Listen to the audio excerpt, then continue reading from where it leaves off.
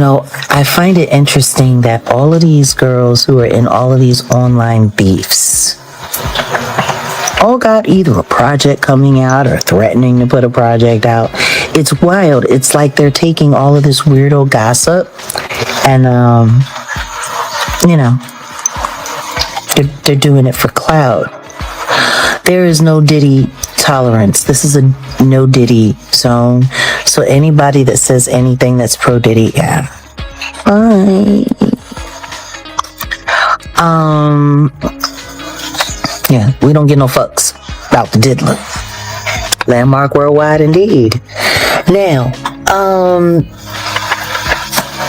what did Claressa do? She decided to become a part of a farce that is destroying what Black family looks like. The internet froze. Notifications blew up. And in one moment, Jaguar Wright pulled back the curtain on a story nobody was ready to hear. She didn't tiptoe. She didn't soften the edges. She stared straight into the camera and said the names that made everyone stop scrolling. Claressa Shields, Papoose. Two worlds colliding in ways nobody could have predicted. And then she dropped the first bomb. What you've been watching online, what you've been cheering for isn't love. It isn't loyalty. It isn't even real success. It's design, strategy. A story meticulously built fight by fight, image by image, and sold to the public as untouchable.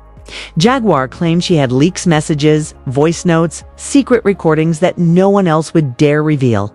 She accused Claressa of being more product than person. Fighter carefully shielded from risk, her greatest challenges quietly avoided. And Papoose.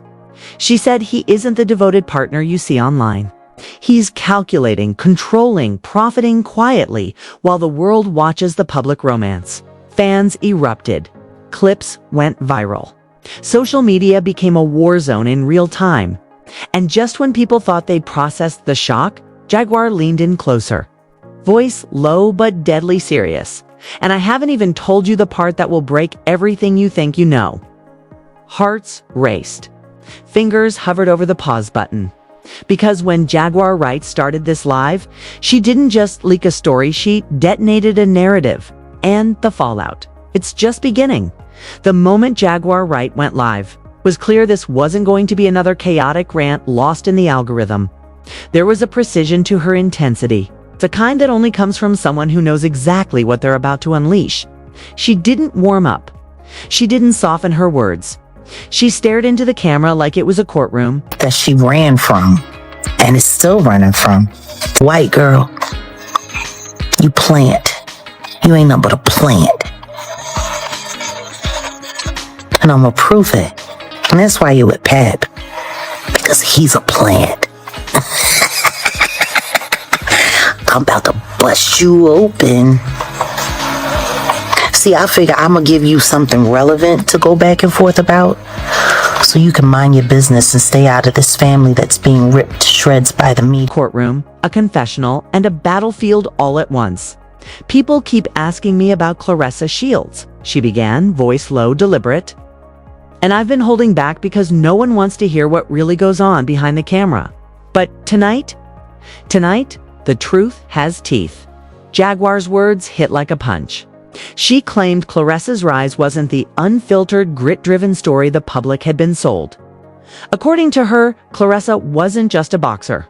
She was a brand, a carefully curated figure whose career had been mapped out with surgical precision. Wins, losses, challenges, even public appearances, they were all part of a carefully orchestrated script. Jaguar didn't deny Claressa's skill, far from it. But she asked a question that made every boxing fan pause. How can someone be crowned the greatest when the toughest fights are avoided, the riskiest matches never answered, and rematches quietly erased from history? And then she pivoted fast, targeting a name nobody expected, Papoose. Jaguar's tone sharpened. This isn't just about Claressa in the ring, she said, leaning closer to the camera. This is about leverage, about money, about who gets to control the narrative while everyone else is blind to it. Papoose isn't just standing beside her. He's standing between her and the truth. The chat exploded, viewers typing in real time, asking if she had receipts, if this was real. If the universe had just tilted on its axis, Jaguar smiled faintly. "Receipts. I've got them," she said, voice dropping to a dangerous whisper. "Messages, voice notes, insider leaks, everything people don't want you to see." She described— You got a fight coming up. Handpicked. Funny. It's not the fight you should be fighting, is it? There's a rematch you've been running from for years. You want to call yourself the greatest woman of all time, but yet you're afraid to... She described a supposed voice note, distorted, barely audible, where a male voice implied Papoose said, "If they believe the love, they won't question the money." The words alone sent shockwaves across social media. Screenshots appeared almost instantly. Twitter exploded. Fans debated authenticity while the clip went viral, each second fueling speculation. Jaguar didn't flinch. You see, love is just camouflage. While everyone watches hearts and hand-holding, the real story moves quietly behind closed doors. Jaguar's next revelation was about Claressa's career trajectory. She described it as clean, controlled, protected, and contrasted it with the grueling reality most elite fighters endure. According to Jaguar, certain doors were opened wide for Claressa, while others dangerous. Career-defining doors stayed shut. And it wasn't luck. It was strategy. Every step calculated. Every win maximized for optics. Every risk minimized. This isn't evolution, Jaguar snapped. This is extraction. They're packaging her greatness while quietly controlling everything she touches. Then came the part nobody expected. The family fracture. Jaguar claimed Papoose and Claressa were exploiting existing tensions between him and Remy Ma. She said it wasn't accidental. Claressa stepped into a broken situation, fully aware of the dynamics, fully aware of the leverage it gave her. Jaguar framed it as exploitation disguised as romance. A calculated move wrapped in public affection while behind the scenes. The balance of power and attention was being carefully distributed. The live went further, into the mechanics of influence. Jaguar claimed Claressa wasn't just being elevated. She was being contained. Money and branding accelerated the process. Each spike in income, each endorsement. Just the two of us? And whoever he's reporting to, because I'm telling you now, after this relationship farce business with you, trying to transfer the Black Love brand to you and him, he's your handler, girl. Wake up! Each endorsement. Each viral moment created dependency on those handling logistics, contracts, appearances, and image management. She implied that Papoose functioned as more than a partner, he was a gatekeeper. The man who filtered criticism, turned warnings into jealousy, and controlled what Claressa could and couldn't see. Not love, Jaguar said. Control. Protection disguised as affection. She escalated. Every punch she takes in the ring, every head trauma, every moment her mind clouds from the physical toll. That fog is profitable for the person handling the numbers. The chat went wild. Some viewers gasped, others argued. Jaguar didn't slow down. She framed Claressa's focus shift away from boxing not as evolution, but as survival.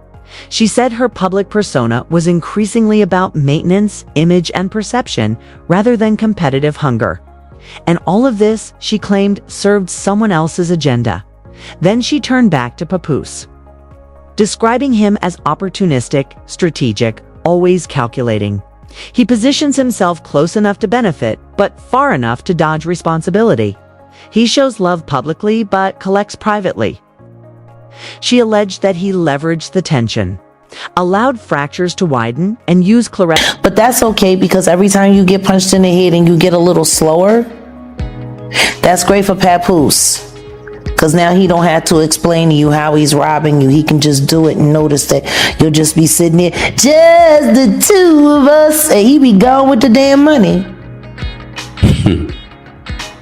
You better watch your pocket. Stop. Used Claressa's visibility to maintain relevance while presenting himself as a protector. The allegations were brutal, specific, and incendiary, and the social media storm immediately reflected the chaos. Clips from the live were circulating everywhere. Fans speculating which leaks were real, which were manufactured, and which were too accurate to ignore. Jaguar didn't let up. She brought Remy Ma back into the narrative, portraying her as the innocent but inconvenient variable in the system.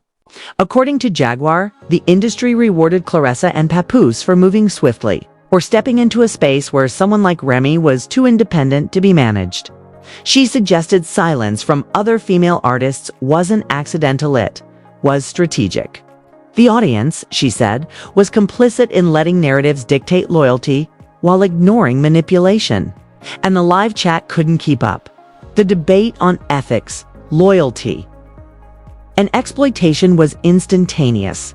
She then introduced what she called the most damning evidence yet: alleged leaked spreadsheets, messages, and schedules. Appearances, payouts, and brand priorities supposedly mapped out in cold, calculated detail. Jaguar described a system where Claressa's autonomy diminished as her visibility increased. Decisions weren't just guided, they were instructed, filtered through layers of control. And Papoose, she argued, wasn't a bystander. He was the interpreter, the translator, the lens through which Claressa experienced the world. Friends' advice became jealousy, warnings became hate, criticism became attack.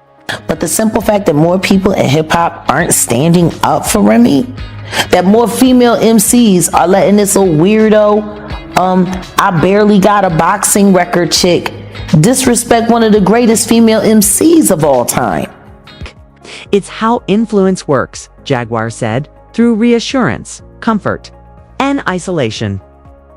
Then she returned to the boxing world, saying that Claressa's competitive career was gradually taking a backseat to branding.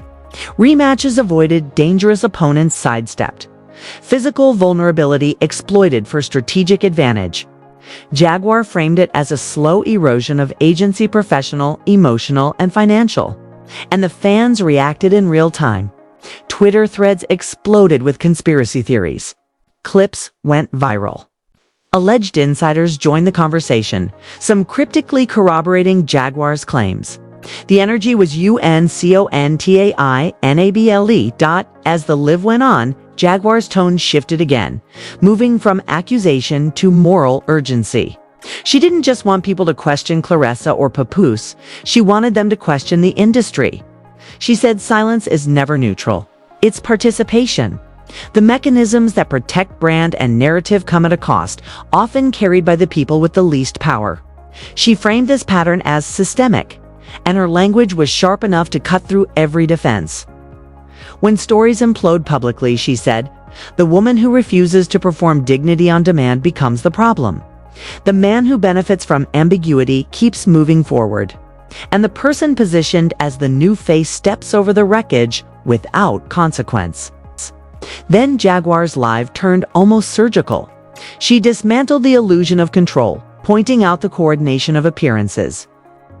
The mirrored fashion, the public affectional designed to signal unity while masking imbalance. Two people, she said, so intertwined in image and control. They've become reflections of each other rather than partners. The chat buzzed with awe and fear. Viewers realizing the claim wasn't just about a single relationship, but about patterns repeated across celebrity culture, boxing and music. The tension peaked when Jaguar said, "This isn't love, it's a deal. And when the deal expires, the truth doesn't ask for permission to come out." The room went silent in real time. Social media paused. Clips replayed hundreds of times. Fans tried to parse exactly what she meant. Was it money? Contracts? Reputation? Likely all three. And as the live drew to a temporary lull, Jaguar left one final cliffhanger. Her voice low and deliberate. And if you think what you've seen so far is shocking, you haven't even seen the cost yet. The real fallout. It's coming. And when it hits, everyone will see who really got away clean. Even after she signed off, the echo of her claims lingered. Screenshots, supposed leaks, cryptic replies, and fan speculation flooded every platform. Every theory built during the live now expanded into an endless chain of what-ifs. What if Claressa's fights had been selected for optics? What if Papoose really was managing her narrative from behind the scenes? What if Remy Ma's absence wasn't coincidence? Jaguar didn't answer the questions. She handed them to the audience and let chaos take over. And chaos it was. Fans split into factions. Twitter wars ignited. Videos dissected every word. And in the midst of it all, one thing was clear. This wasn't entertainment. It wasn't clickbait. It was a story structured to look like chaos, but grounded in something much more volatile. Consequence. Jaguar's final words of the segment were simple, direct, and devastating. Deals have expiration dates. Narratives can't contain truth forever. And when the mask comes off, no amount of control, no amount of branding will save you from what's coming. The live ended abruptly, the screen going black as the chat continued to explode. But the story hadn't ended. Far from it. The leaks had begun, the threads were unraveled, and the audience was left hanging, desperate for the next chapter, knowing that once the fallout started, nothing would ever look the same again. The second wave of chaos hit faster than anyone expected. The moment the first clips of Jaguar's live spread across Instagram, TikTok, and Twitter, the world caught fire.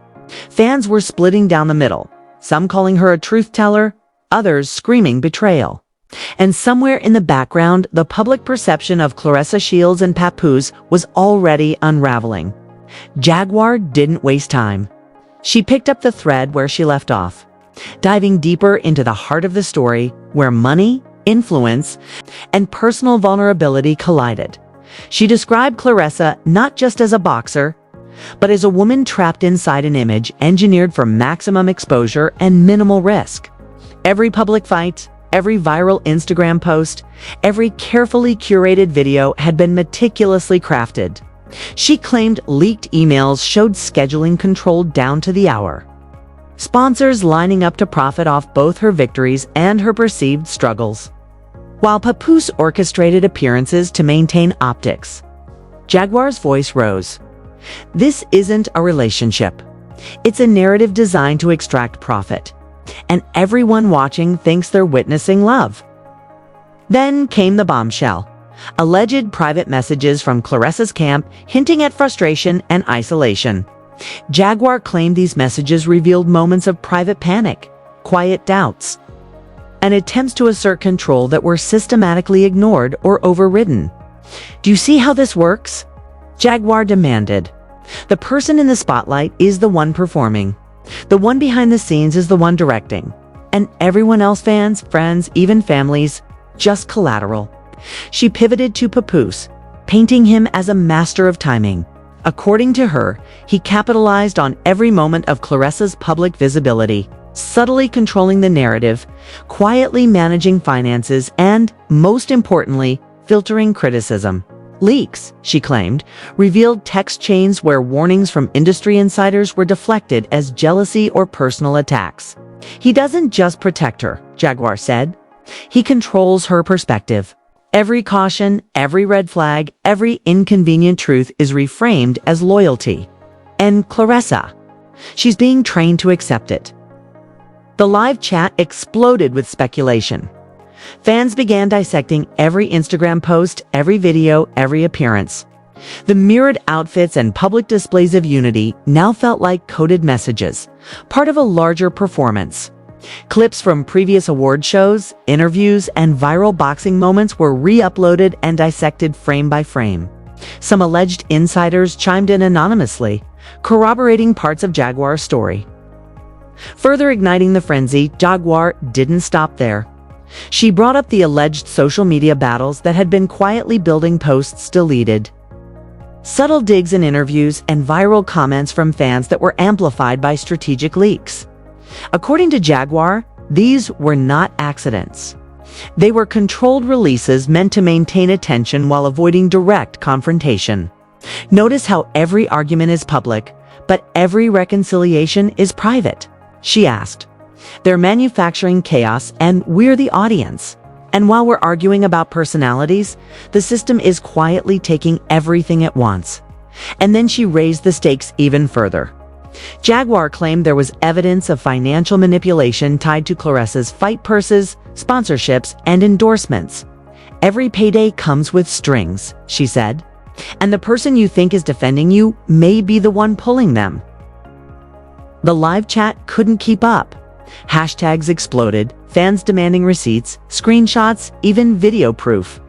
Every clip of Claressa smiling in public or appearing relaxed now carried the shadow of Jaguar's claim. Was it authenticity or performance? She returned to Remy Ma, calling her the invisible victim of a system that rewards exploitation. According to Jaguar, removing Remy wasn't just a personal betrayal, was strategic. Remy had influence, visibility, and independence. Claressa, Jaguar alleged, stepped into that vacuum with guidance, oversight, and leverage that made her rise effortless in comparison. "Silence from other women isn't accidental," Jaguar said. "It's complicity. And it's happening in real time while we're distracted by headlines and highlight reels." Jaguar then shifted to what she described as the human toll. She alleged Claressa had become increasingly isolated, physically and emotionally. The mental strain of constant media scrutiny, coupled with repeated physical trauma from fights, made her dependent on those controlling her environment. Papoose, Jaguar claimed, positioned himself as a stabilizing force, but in reality, he was gatekeeping access, controlling narrative, and profiting quietly from Claressa's visibility. Love, maybe in the storybook. Reality, it's leverage, she said, letting the words hang. The tension ratcheted higher when Jaguar introduced what she claimed were leaked recordings. One, in particular, a muffled argument where Claressa expressed frustration with her team, only to be reassured by Papoose that the public wouldn't understand. "Notice how he frames critique as hate?" Jaguar asked, pausing for emphasis. "That's control disguised as comfort. That's influence disguised as loyalty." Clips of that conversation allegedly circulated instantly. Fan reactions ranging from disbelief to outrage.